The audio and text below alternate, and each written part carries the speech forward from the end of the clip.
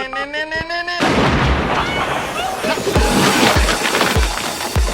got one that can see.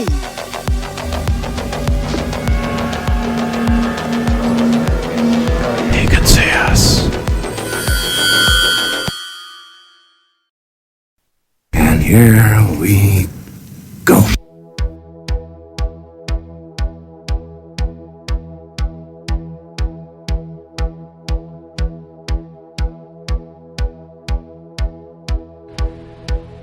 Our founding fathers here in this country brought about the only true revolution that has ever taken place in man's history. Every other revolution simply exchanged one set of rulers for another set of rulers.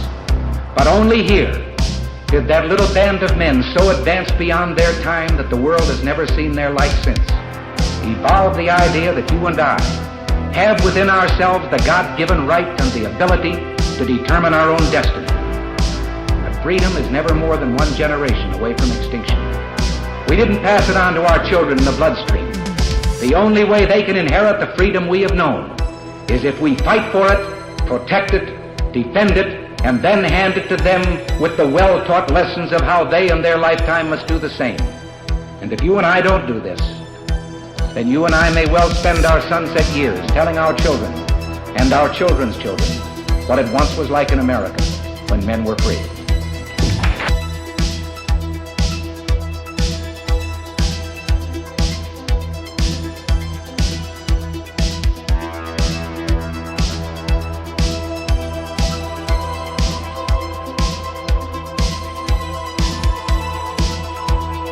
What has it ever created? No martyr's cause has ever been stilled by an assassin's bullet. No wrongs have ever been righted by riots and civil disorders. A sniper is only a coward, not a hero.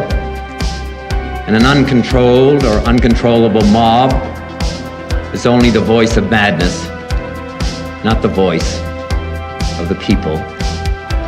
Among free men, said Abraham Lincoln, there can be no successful appeal from the ballot to the bullet. And those who take such appeal are sure to lose their case and pay the cost. Violence breeds violence. Repression breeds retaliation.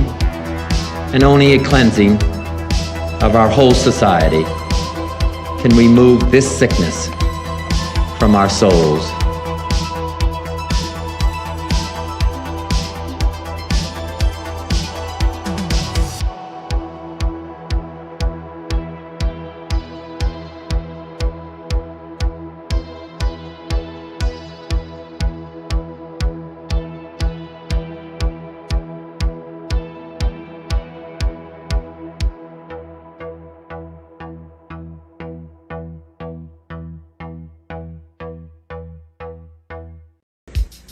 The very word secrecy is repugnant in a free and open society, and we are, as a people, inherently and historically opposed to secret societies, to secret oaths, and to secret proceedings.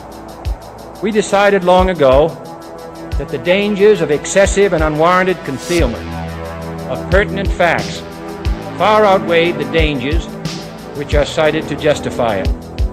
Even today, there is little value in opposing the threat of a closed society by imitating its arbitrary restrictions. Even today, there is little value in ensuring the survival of our nation if our traditions do not survive with it. And there is very grave danger that an announced need for increased security will be seized upon by those anxious to expand its meaning to the very limits of official censorship and concealment. That I do not intend to permit to the extent that it's in my control. And no official of my administration, whether his rank is high or low, civilian or military, should interpret my words here tonight as an excuse to censor the news, to stifle dissent, to cover up our mistakes, or to withhold from the press and the public the facts they deserve to know. For we are opposed around the world by a monolithic and ruthless conspiracy that relies primarily on covert means for expanding its sphere of influence, on infiltration instead of invasion, on subversion instead of elections, on intimidation instead of free choice, on guerrillas by night instead of armies by day.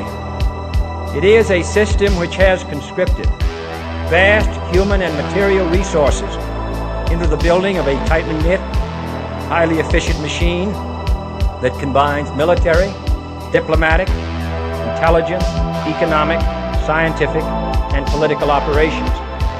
Its preparations are concealed, not published. Its mistakes are buried, not headlined. Its dissenters are silenced, not praised. No expenditure is questioned, no rumor is printed, no secret is revealed.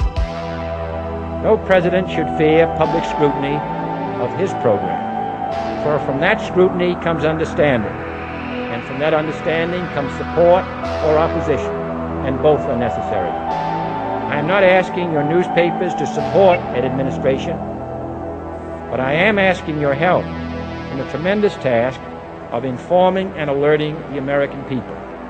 For I have complete confidence